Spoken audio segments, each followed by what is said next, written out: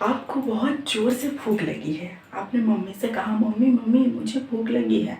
Mummy ने बोला, हाँ बेटा, देखो मैंने जो राइस बनाया था वो है, वो तुम खा लो। आप बोलते हैं नहीं, मुझे रोटी ही खानी है, मुझे रोटी चाहिए। मम्मी बोलती ठीक है तुम बैठो, मैं रोटी बना देती हूँ। मम्मी रोटी बनाती है, आप बैठे रहते हैं। आपको मम्मी एक एक रोटी बनाती है और ला करके देती है और आप उसको खाते हैं। जैसे ही आप पहला रोटी खाते हैं, ठीक है, फर्स्ट चपाती खाते हैं, आपको क्या सेटिस्फेक्शन मिलता है, आपको थोड़ा सा आराम मिलता है, पेट थोड़ा सा भरा।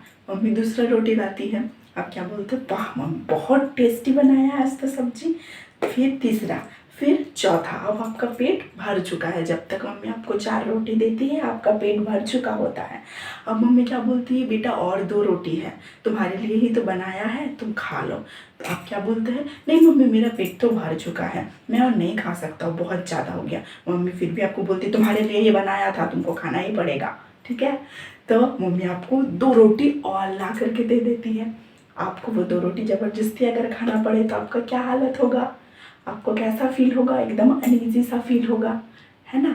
तो आप सोच रहे होंगे मैम आज ये क्या बोलने लग गई है। तो आज का जो टॉपिक है आज इसी पे बेस्ड करके है। तो चलिए स्टार्ट करते हैं।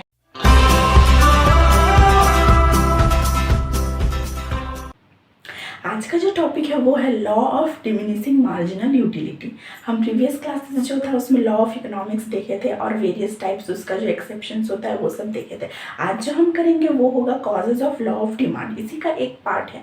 जो फर्स्ट कॉज होता है लॉ ऑफ डिमांड का, वो क्या है, law of diminishing marginal utility. सबसे पहले एकदम लाइन बाय लाइन समझिए ये लॉ क्या बोलता है।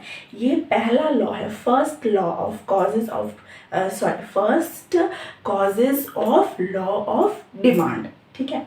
ये लॉ बोलता है कि एज अ कंज्यूमर, कंज्यूमर कौन होता है, जो चीज़ कंज्यूम करते हैं हम, जो प्रोडक्ट्स कंज्यूम करते हैं वो होता है कंज्यूमर। तो as a consumer consumes more and more units of a commodity, he gets satisfaction from it and the marginal utility derived from that commodity goes on diminishing। मतलब सिंपल लैंग्वेज में समझिए, ठीक है, भूल जाइए डेफिनेशन, सिंपल लैंग्वेज में समझिए क्या बोलता है ये लॉ।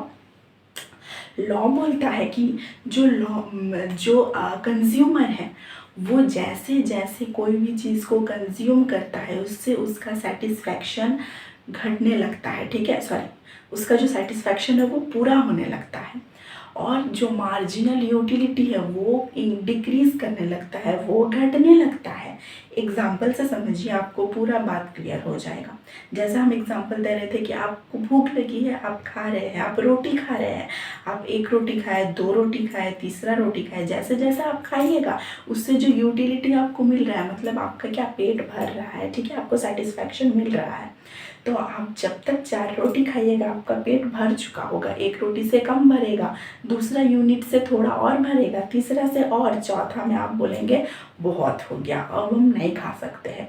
फिर अगर आपको 5वां दे दिया जाए तो क्या होगा, आप अनईजी फील करेंगे। हो सकता है आप खा भी ले लेकिन बहुत अनईजी फील करेंगे। जब 6th खाइएगा तो मार्जिनल यूटिलिटी नेगेटिव भी हो सकता है, मतलब अब हो सकता है कि आपको वॉमिटिंग हो जाए, आपका तबीयत जो है वो बिगड़ने लगे।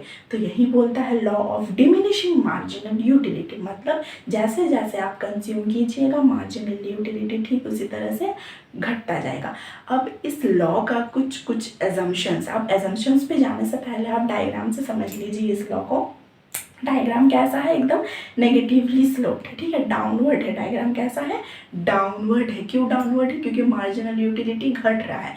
जैसे जैसे आप यूनिट्स को बढ़ाइएगा, 1 यूनिट पे आपको 10 मार्जिनल यूटिलिटी मिल रहा है, सेकेंड यूनिट पे 8, थर्ड यूनिट पे 6, 4th यूनिट पे 4th, 5th यूनिट पे और कम, और धीरे धीरे आप देखिए नेगेटिव जा रहा है, मतलब वहाँ पे आपका यूटिलिटी एकदम नेगेटिव हो रहा है, आप और नहीं खा सकते हैं।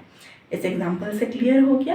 अब हम आते हैं इसका एजम्पशंस पे। कुछ एजम्पशंस है। एजम्पशंस मतलब क्या होता है, हम मान लेते हैं, ऐसा नहीं भी हो सकता है, ठीक है, क्योंकि हम अज्यूम कर रहे हैं, ये रियल नहीं है, हम अज्यूम कर रहे हैं और इसी एजम्पशंस पे बेस्ड करके ही ये लॉ बनाया गया है। अगर ये एजम्पशंस नहीं होंगे तो लॉ भी नहीं काम करेगा। तो जो पहला एजम्पशन है वो क्या है, it is a cardinal utility. मतलब कार्डिनल का मतलब समझिए, दो चीज़ है, एक कार्डिनल एक ऑर्डिनल। कार्डिनल मतलब जिसको हम काउंट कर सकते हैं, विच इज़ मेजरेबल। ऑर्डिनल का मतलब जो ऑर्डर देते हैं या रैंक देते हैं, ठीक है, रैंक बेसिस पे होता है। कार्डिनल मतलब जो काउंट कर सकते हैं। तो ये यूटिलिटी किस टाइप का है, law of diminishing marginal utility, ये कार्डिनल मेजर है, मतलब इसको हम एक्सप्रेस कर सकते हैं न्यूमेरिकली, क्वांटिटेटिवली, ठीक है। सेकंड होता है consumption should be on continuous basis. Consumption जो हम कंज्यूम करेंगे वो किस बेसिस पे होना चाहिए, एकदम कंटिन्यूअस बेसिस पे। मतलब आपको भूख लगा, आप अभी एक रोटी खाइए, दूसरा रोटी खाइए, तीसरा रोटी खाइए, चौथा रोटी खाइए, फिफ्थ रोटी खाइए, सिक्स्थ रोटी खाइए, लेकिन अभी तुरंत बैठ के आप खाइए। ऐसा नहीं कि आपने अभी 2 रोटी खा लिया, फिर दोपहर को खाया, फिर शाम को खाया, तो उसमें तो आपको फिर से भूख लग जाएगा। तो ये लॉ उसमें काम नहीं करेगा, ठीक है। आप 2 खाइए, फिर 2 खाइए, फिर 2 खाइए, फिर 2 खाइए, आप पूरे दिन में ऐसे 8-10 रोटी भी खा सकते हैं। लेकिन उस टाइम पे अगर आपको खाने बोले तो आप मैक्सिमम 4 रोटी ही खा पाइएगा। तो ये लॉ तभी काम करेगा जब आपका कंजम्पशन जो है वो एकदम कंटिन्यूअस बेसिस पे होगा, ठीक है। थर्ड जो है वो क्या है, no change in quality of the product. मतलब कि जो प्रोडक्ट आप कंज्यूम कर रहे हैं उसका क्वालिटी में चेंज नहीं हो सकता है। इसमें आप दूसरा एग्जांपल लीजिए कि आपको प्यास लगा है, आप पानी पी रहे हैं, ठीक है, आपने 1 ग्लास पानी पिया, दूसरा ग्लास जब आप पानी पीजिएगा तो वो भी पानी, नॉर्मल पानी ही होना चाहिए, ऐसा नहीं कि वो नींबू पानी हो। तीसरा जब आप पीजिएगा तो ऐसा नहीं कि वो कोई और का शरबत हो, ठीक है, तो वो पानी, नॉर्मल पानी ही होना चाहिए। तो क्वालिटी में डिफरेंस नहीं होना चाहिए।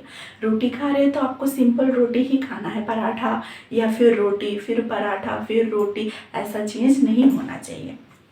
उसके बाद आता है जो आप ले रहे हैं क्वांटिटी है वो रीजनेबल क्वांटिटी।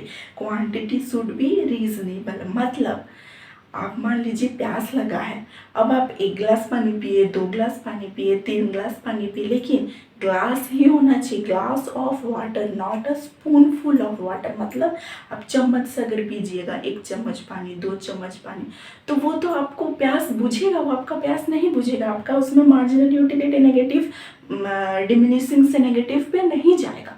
तो वो क्या होना चाहिए, ग्लास ऑफ वाटर ही होना चाहिए। और उसके बाद जो पॉइंट है वो क्या होता है, consumer must be rational. Rational मतलब सोच समझ के, ठीक है, अपना इंटेलिजेंस को आप यूज़ करके जो डिसीजन लेते हैं, डिसीजन मेकिंग प्रोसेस होता है, ठीक है, तो उसको बोलते हैं रैशनल। तो कंज्यूमर जो है वो रैशनल होना चाहिए। रैशनल मतलब कहाँ पे हमको कितना यूटिलिटी मिल रहा है, कितना मार्जिनल यूटिलिटी मिल रहा है, किस क्वांटिटी में हम उसको कंज्यूम करें, क्या प्रोडक्ट हम कंज्यूम कर रहे हैं, किससे हमको मैक्सिमम सेटिस्फैक्शन मिल रहा है, ये सब चीज़ कंज्यूमर को पता होना चाहिए, मतलब वो रैशनल होना चाहिए। यही था उसका एजम्पशंस।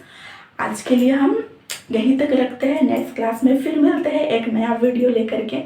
और अगर आज का क्लास आपको समझ में आ रहा हो तो चैनल को सब्सक्राइब करना नहीं भूलिएगा। Thank you.